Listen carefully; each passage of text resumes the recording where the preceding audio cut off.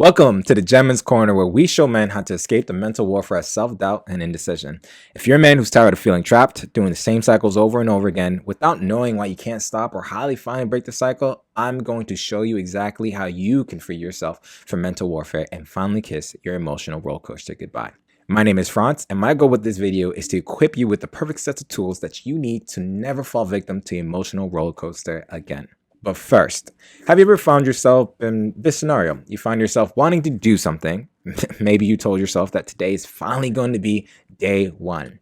But as soon as you start to think about it, all the worst case scenarios start to pop into your head. You start to feel anxious. Your head feels like it's about to explode. And that little voice in your head keeps telling you that you don't stand a chance of winning. This sense of dread used to happen to me all the time. Whenever I wanted to do things that were outside my comfort zone, for some reason, I could never take action. I wanted nothing more than to be a confident man who was accepted by everybody and who could speak his mind freely.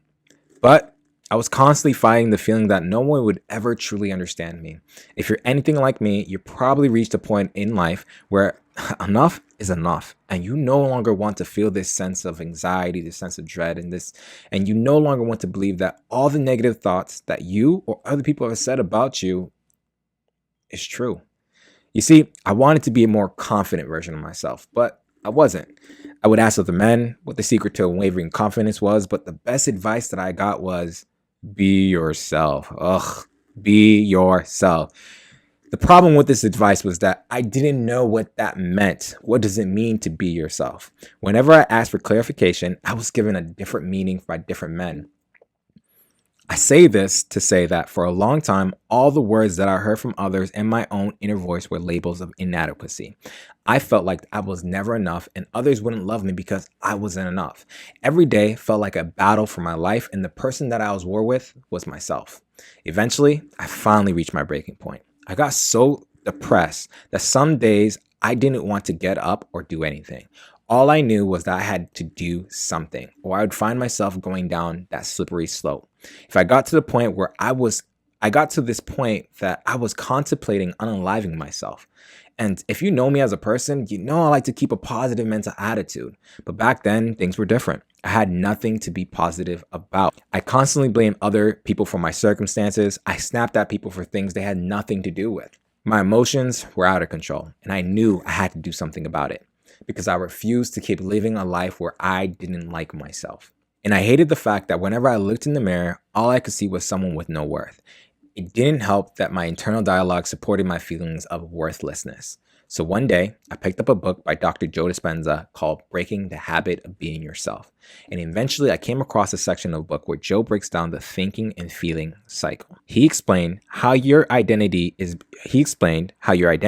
based on the thoughts you have about yourself and how your thoughts have the power to trigger certain feelings. You see, for a long time, I thought of myself as someone who was insecure and had anxiety, which led me to feeling insecurity and anxiety on a daily basis.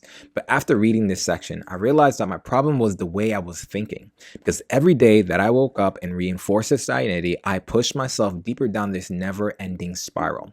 But armed with this new knowledge, I decided that I would change the way that I thought and felt about myself. So that's exactly what I did, day after day. Guys, it was work.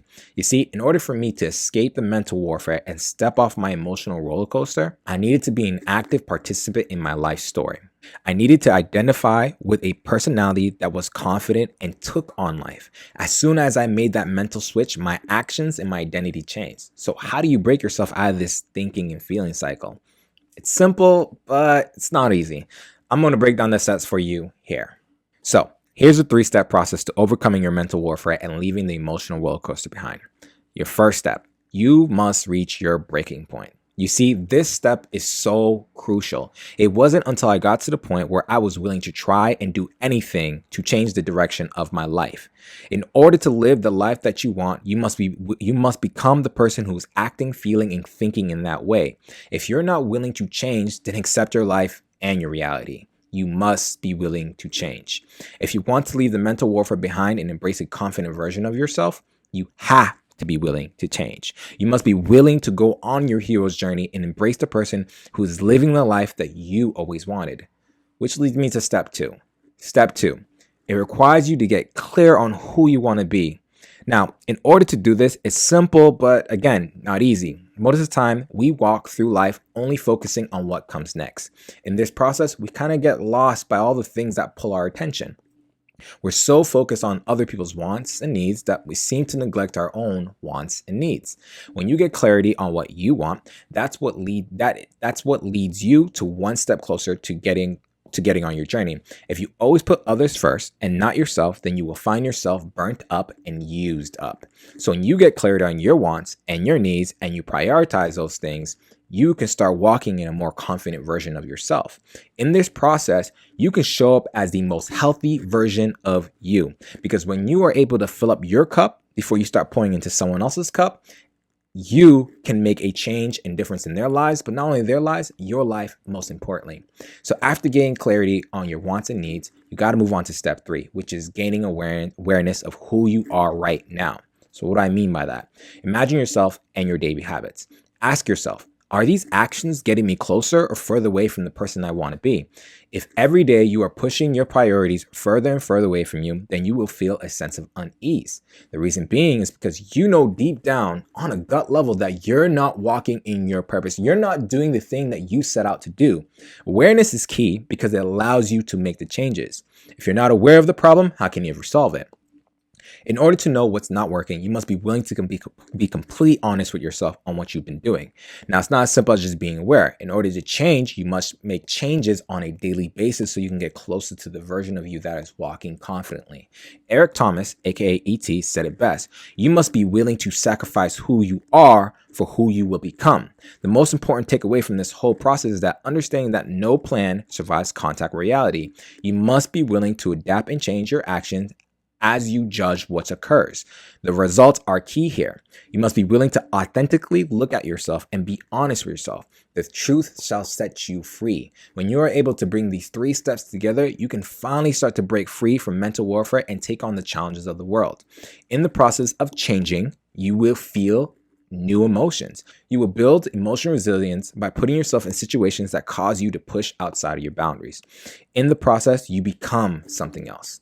If you cannot make the sacrifice, then you are doomed to live the life like Groundhog Day. Every day is the same and nothing new happens. The key question is, how long can you live in that hell until enough is enough?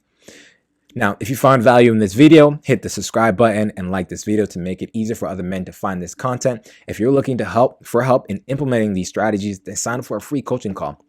But other than that, stay tuned as we on the Gentleman's Corner help you overcome yourself and become the best version of yourself.